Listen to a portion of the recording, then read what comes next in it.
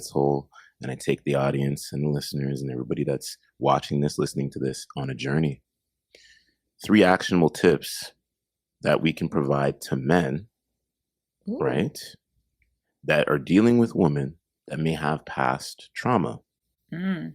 Yeah. What a great question, because I'm in a relationship where I have a lot of past trauma, right?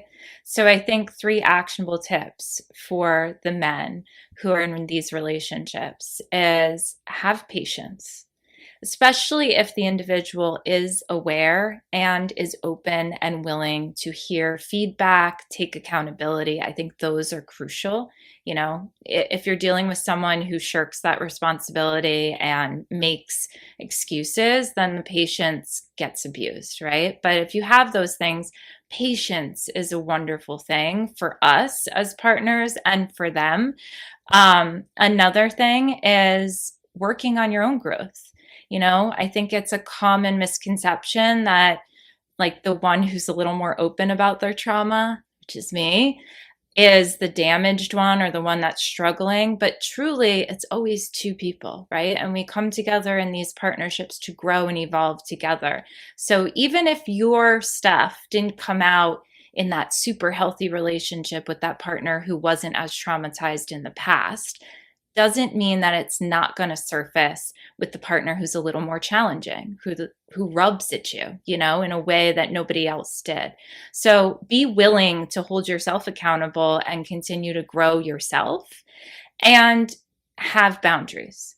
I think that is crucial for both partners, but specifically the one who's not the trauma survivor, because we're not doing it on purpose. But for me, for instance, I didn't have relationships of any kind that were supportive. So to have somebody who's incredibly patient and kind and supportive, I unconsciously can take advantage of that. So it's really important. And I respect him so much when he says, I need time alone. I need to process this. I need some space. You're triggering me now. And it's good. It's healthy. And it's going to make for a much more sustainable relationship in the future. Absolutely. That's why I love the podcasting. You know what I mean? It's such a brilliant thing because it lets us connect with so many people over the world. And what comes up for me in that little talking piece there is the power of communication and the elements of it. Yeah. And communication is so missed, it's so blurred.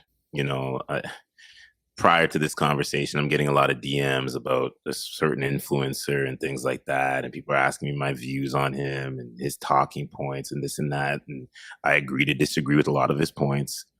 But what I want to tell people is this, going back to the initial conversation, is it's all about communication, about where it is your personal beliefs are and how you can show perspective between both parties, right? Yeah.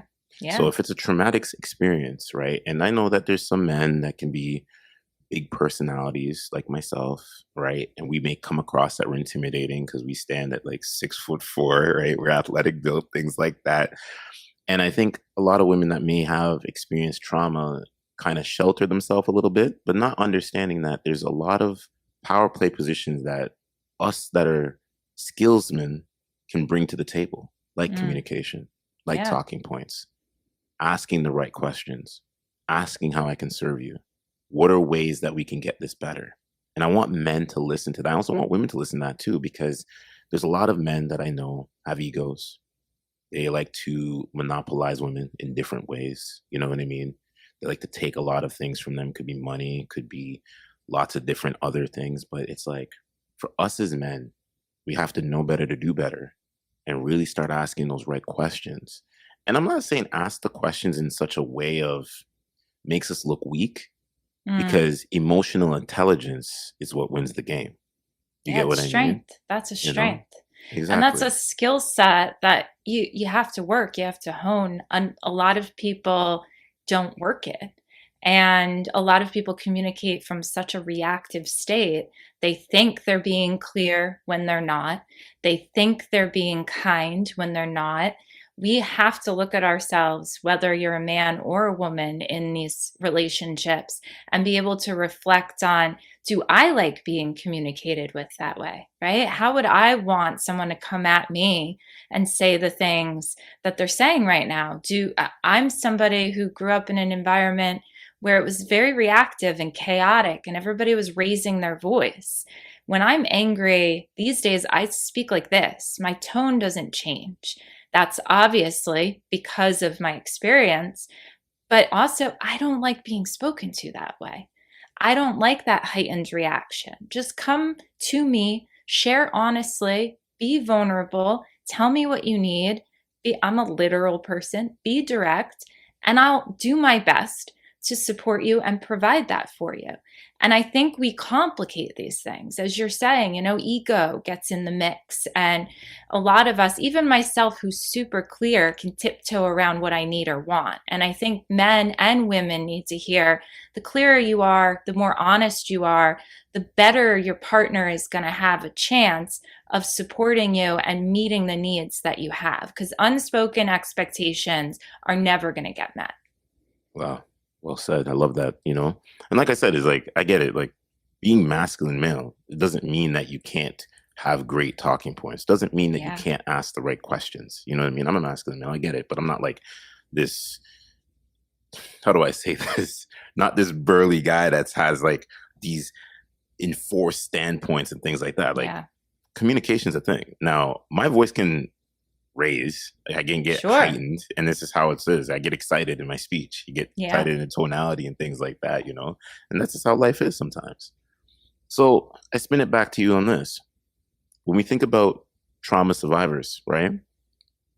Why do they find it hard to find the right loved ones? Could be family, could be friends, kind of stemming away from relationships that may not be able to give them that personal one-on-one support or group support. Mm, great question. I mean, I think I can't speak for every trauma survivor, but I've worked with enough, and I am one to know that, whether it was your childhood, family dynamics, right? Whether you endured childhood trauma, or a lot of clients of mine come from a really religious upbringing and they endured some level of trauma within the church and the religion. Maybe it was daycare, maybe it was school, maybe it was a relative.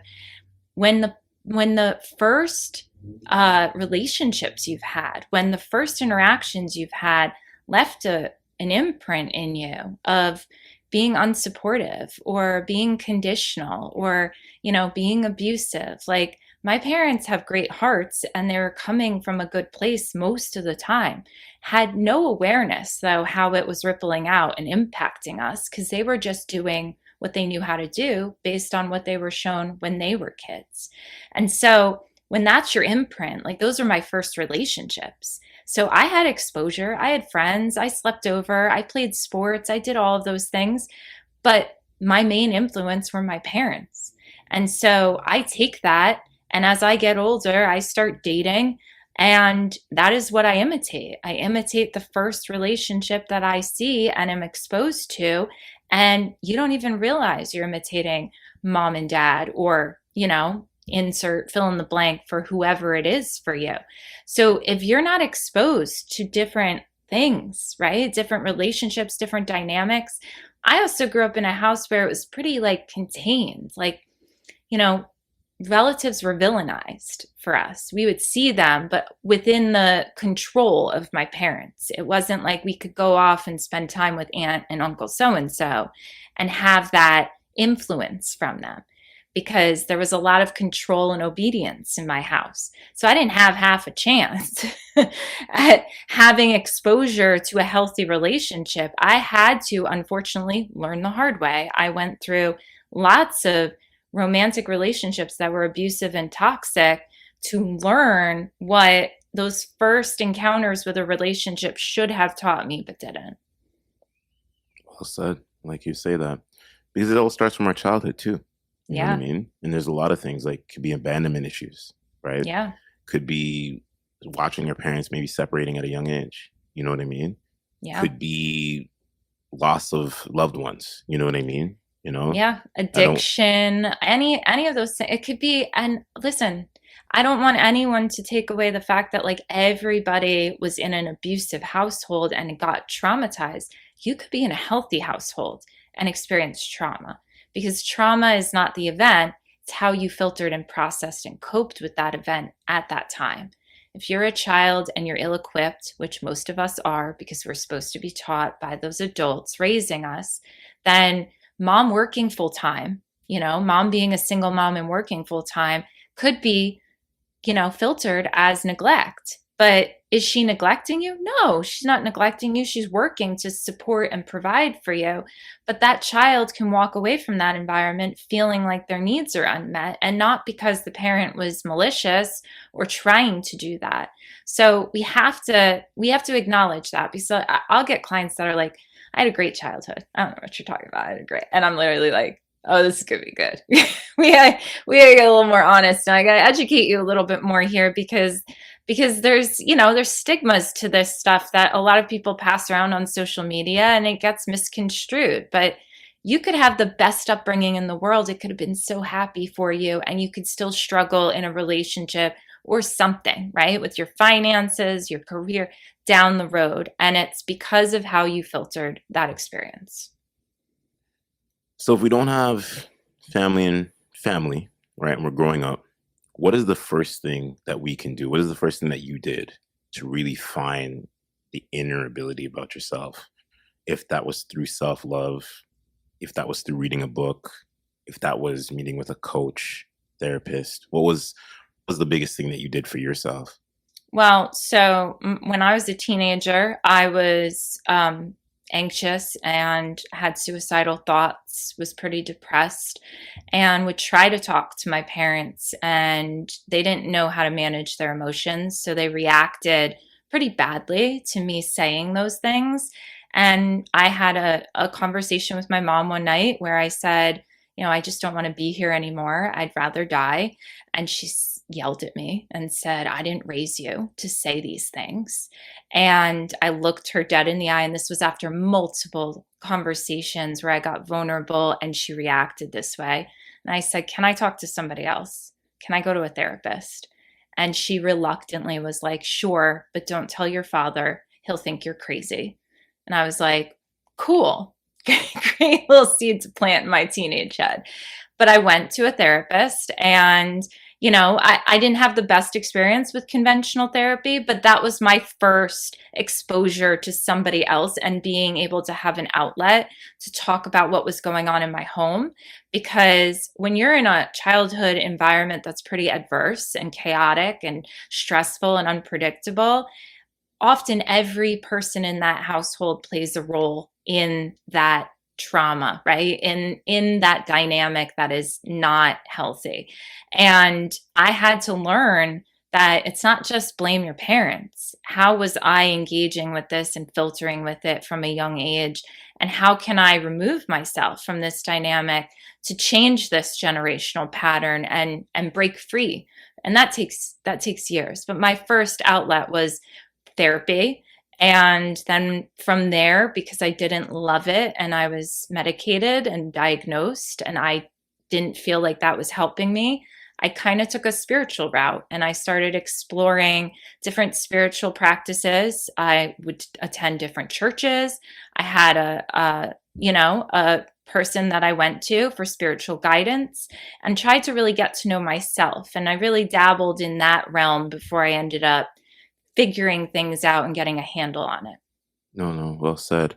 I think one of the biggest things that come up for me is like me with the life coaching background Mm. and not practicing at the moment just because I'm so productively, it's crazy. It's getting to the point where it's like 50, 60 hour weeks, you know what I mean? But Yeah. I still find time to do what it is I need to do. Is always making sure if anybody ever we're in a conversation or dialogue, I always ask them, help me understand what that means. You know what I Yeah. mean? Yeah. And it's pretty interesting because there's a light switch that goes on. And it's like kind of like a deer in headlights. People are like, I've never been asked that. Help me unpack what you mean by that. Yeah. Because conversations and intentional listening is such a missed skill because we want to hear something, but then we want to react. We don't Yeah. ever want to hear to listen, to then take away and then ask the right question. You know what I Yeah. mean? So I can feel with you and that resonate that you go to parents and you're like, hey, like, listen, this is what's going on with me. But it's a reacting. Why do we have Hmm. to react to it? Don't react to it. Like, hear what I'm saying. You know what I Yeah. mean? Intentional listening, sorry. And I just wish that so many more people in whatever area in the world it is, right? We're talking about trauma here and things like that. Just have more intentional listening, because intentional listening is going to actually make the world for a better place. And then go Yes. through, you know, the plate and figure out what's going Yeah. on, you know? Yeah. But you know what? Like the reason people struggle with that is because what comes with it, right? Like you've got a level of emotional intelligence and emotional regulation to be able to do that. A lot of people can't take that pause and be uncomfortable in somebody else's pain.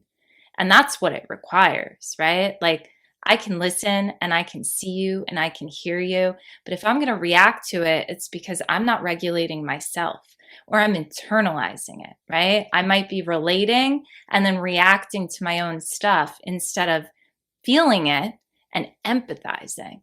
And then finding a way to navigate that conversation from a more balanced state. But all of those skills, whew, I mean, I wish, instead of some of the stuff that we learned at a young age in school, I wish there were classes on empathy and communication and learning just like about your emotions.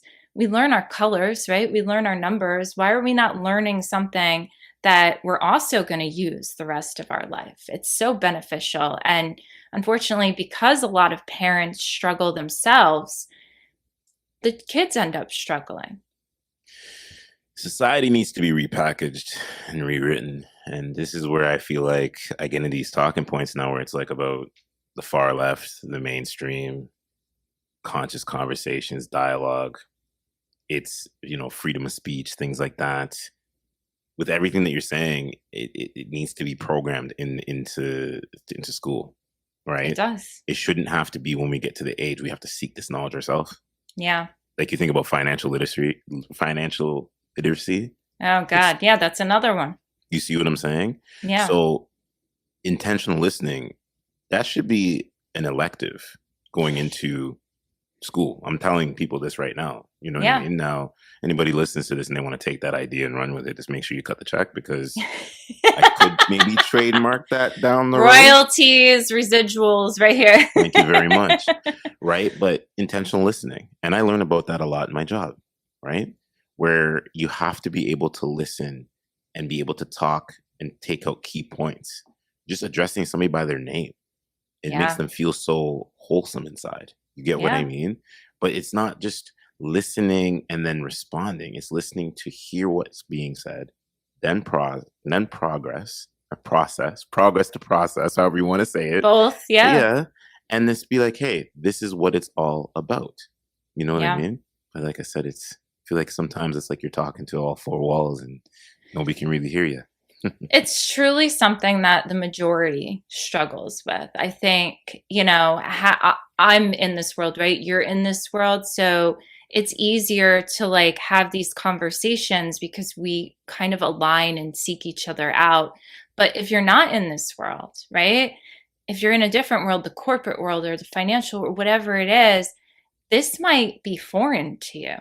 It's like I always say to clients, like, my boyfriend has a master's in counseling, but that's not what he does for a living. He hasn't used that skill set in decades. I do this every day. So the language I use is because that's in my arsenal, right? And I'm accessing that constantly. He's not. So when he stumbles or struggles with something, it's not because he's not capable. It's just because he hasn't had practice in recent years doing it. And I think that's key, right? But if your practice hasn't been for your entire life because the way your parents spoke with each other or around each other or to other people was not the way we're talking about right now, was not productive, was not supportive, was not in a safe way, then yeah, you kind of got shot in the foot at a young age. And No, you so true. gotta, at a certain point, be like, I want better. And I think that's another key point here is that, I wasn't taught this stuff. I sought this out for myself. I wanted better for me. And that's, when my mom says to me, and it's flattering, it really is, she'll be like, God, you amaze me and you inspire me in spite of everything. And it's complimentary coming from my own mother, but also like, you're capable too. You could have done Absolutely. this too. I didn't grow up with the internet. I'm showing my age, but I'm older. So I figured it out. Whatever way I had to take, I took it and I figured it out and I still figure it out. People now have it at their fingertips and still lean on excuses of like, well, I can't afford it and there's no resource. No, there is. There's tons of free resources at your fingertips. Just do a little googly search and you'll find it. Man. Oh boy, I love that you said that. And it's like with me, I don't feel like I have a master's in communication, but the more you talk into a mic, it feels like you do. And Yeah. now it's the ability of the art of the pause. I tell a lot of, people when we're talking about whatever it is.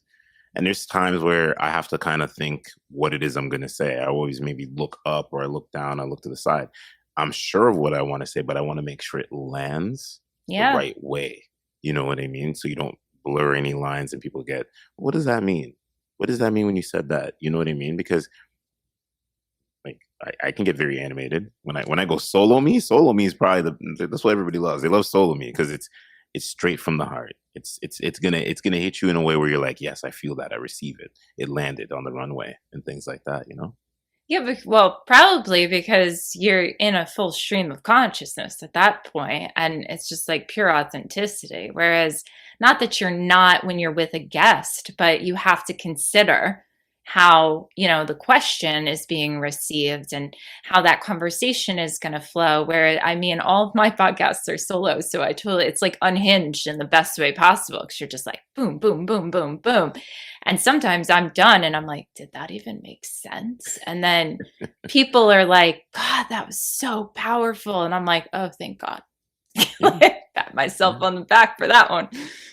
And that's the thing, like communication, and it can make people feel intimidated, because men and women look at you and they say, well, he's a podcaster. Like, he probably's got a whole bunch of thoughts up there. Is he going to use me for content? No, I'm not going to use you for content because what type of person would that make me? But you Oh, got to understand. child. Amy, are you analyzing me? I mean, yeah, but not on purpose. Like, No, because I want to analyze you. You know what I mean? Oh, Lord. yeah. I say this as a single male. It's like so many times you get this. You're analyzing me. No, I'm analyzing to understand who you are to Yeah. make sure that we're good. So if this is going anywhere, like we're not, there's no surprises. You know what I mean? I always say is waking things up right away. Mm. Right? Let's have the conversation right away. What is going on? Yes, I can tell you're guarded. And you know what? I know this may come across, I'm not saying this to you, but I know it can come across a little aggressive, but it's being a point of saying, hey, listen, I can tell that you're guarded and it's okay. And I understand that, but I'm willing to work with you. You Yeah, get but what I mean? that's supportive. That's mature. Like that's how that goes. And Hmm. mind you, like I'm in a really healthy relationship now, but I came from none of that. And Hmm. I was always the one who was direct and they would shut down or they'd get intimidated or they say you're a lot, you're intense, whereas he values my directness. He values my honesty because when you're with people who want support and want safety and want to connect and want to be vulnerable with you, they want it easy. It's easy when you're just open and honest. Like, let's not ignore the elephant in the room, you know? I mean, I don't call things out to make people feel uncomfortable, but it makes people uncomfortable. It makes me uncomfortable ignoring it. So I'm just going to do me. If I walk in the room and I see a giant elephant, I'm going to be like, can we talk about this? So Because, this is where I signal to men, and I hear men a lot say, "Oh, she's too much. She's too in my face. She's too aggressive." And I'm like, "Are you?" This is kind of where I go in the masculine kind of conversation. Me as somebody that's a masculine male, do you really want to talk to somebody that's not direct. And when I say direct, she can be direct in her feminine. Mm, yeah. And I know some people dismiss that. Being direct in your feminine. Because being direct in your feminine means I'm not controlling you. Being Oh boy. direct in your Here we go. feminine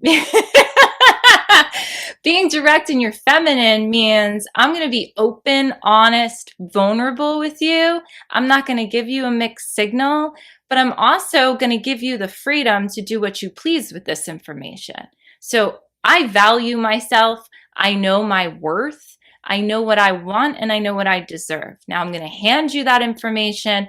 And if you feel the same way about the relationship and how we connect with each other, then you'll figure out a way to align with that, or you'll talk to me and we'll find a compromise. Oh People boy. are Go. so binary in relationships, and that's a key indicator that you got some work to do. Because if you're like, oh, she's loud, she's intense, oh, she told me what she needed, and I'm just like, I don't want to be controlled, like, that's not control.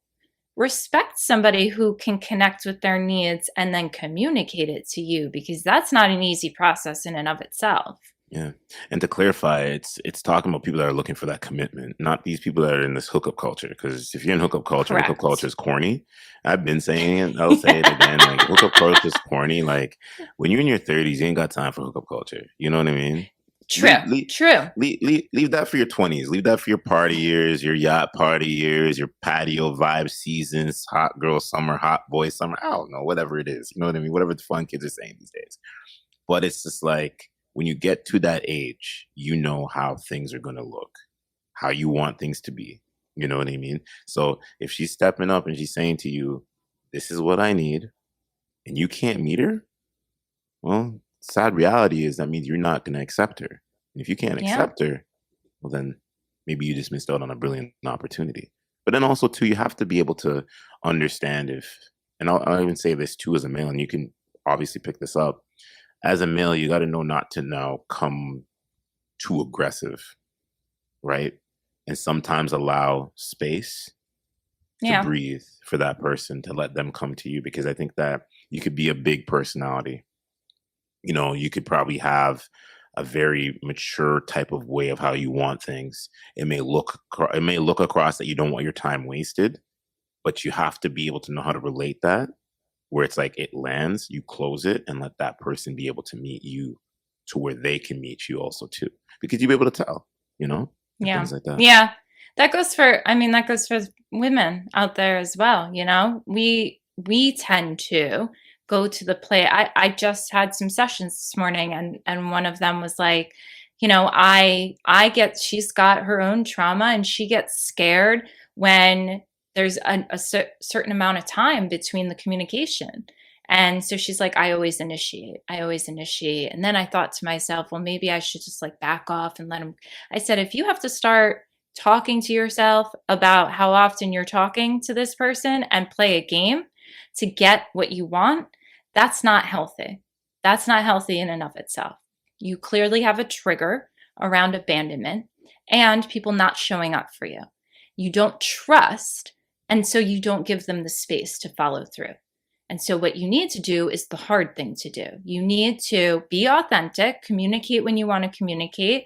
But when you find yourself acting from that place of panic, right?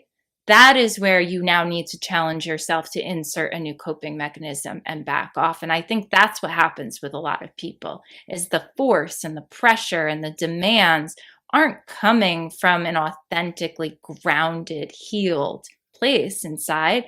It's coming from an unmet need from a long time ago, from mommy or daddy or whoever. And you've got to look at that because that can push the right people away from you. No, absolutely. And it's about setting up them personal boundaries. You know what I mean? Yeah. I speak about that a lot, you know, in posts on Instagram, things like that. Got to get back into it more in podcasting. But now that we're here, boundaries, what do those look like? How do you identify to your clients, to the audience, what are 3 boundaries you have to look at if you've dealt with trauma? And maybe because I feel like we're kind of in a little bit of like relationship talking points to a degree, but Yeah. making that correlate back to the opposite sex or the same sex, Mm. because we're in a different culture right now too when we think about that, right? Because men are dating men and women are dating women, and it is what it is, whatever your Yeah. flavor is, right? So Yeah. yeah, Well, that's why when I'm talking to them about boundaries, what I tell them is like, your boundaries are going to be consistent with you, regardless of who's in front of you. And we need to keep that in mind because people tend to look at somebody who they've titled or labeled something, right? Like mom or dad, and suddenly the boundaries shift because it's family or because it's your boss.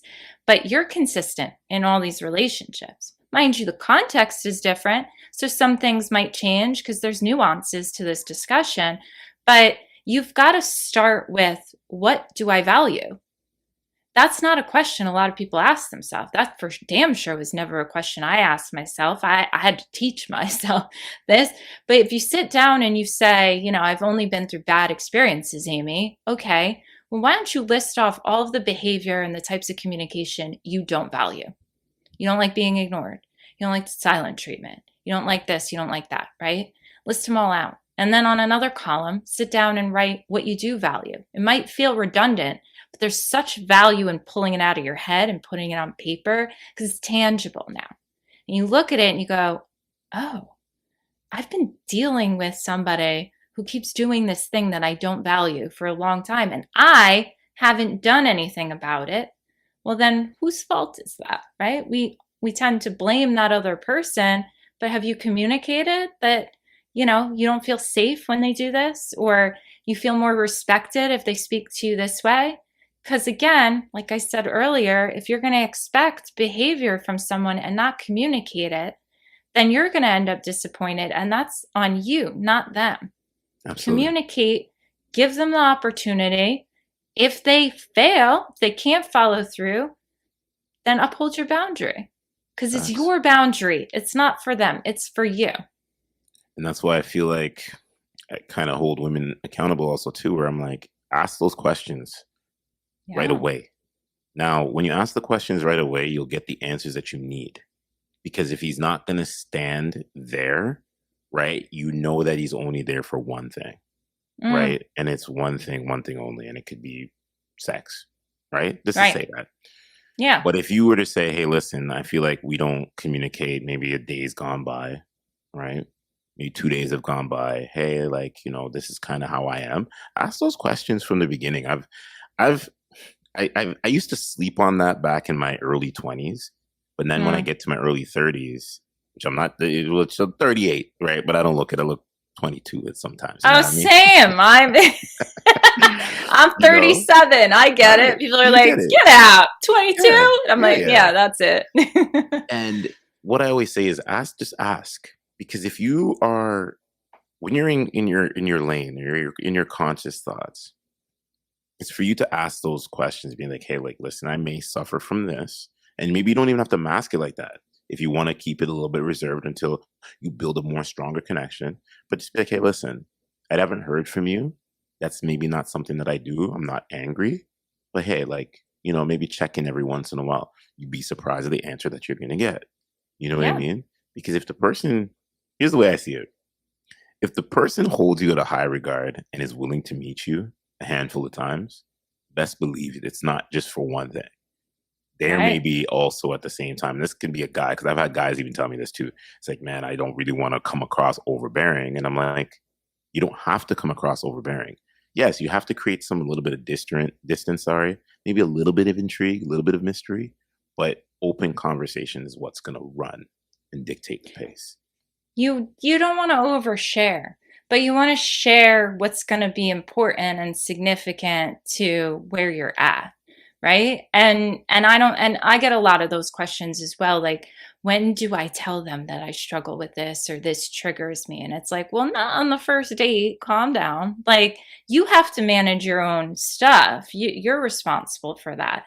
But when the time is right, and there you'll know when it's right because there will be an event or a conversation where you two are vulnerable and you can share that with them. Then share within your boundaries and with respect to your needs, right? Share within the context of the situation. But I think we also need to redefine some of these things we just throw out there, like define overbearing. I say that to people a lot. When they use words and I hear them explain something to me, I go, define what you mean when you say mean, right? When you're calling yourself mean for setting a boundary. Define mean.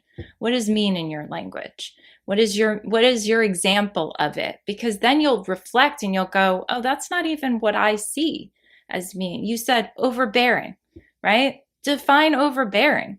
Because to me, overbearing is controlling. It's you need to know my whereabouts 24/7. But that's not how collectively we define overbearing. That's from my own experiences with that type of behavior.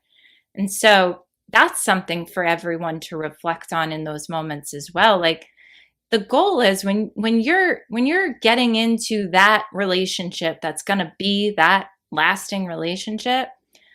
I had analyzed relationships for more than half my life at this point, and I didn't think about much when I was connecting with the right person because I was truly in a place where I was just like, this is who I am and this is how I function and I'm comfortable with it. And at this point, I've lost everybody else. So if you're going to leave because I'm going to be honest about how I like to communicate, that's fine. I've survived the last so many people.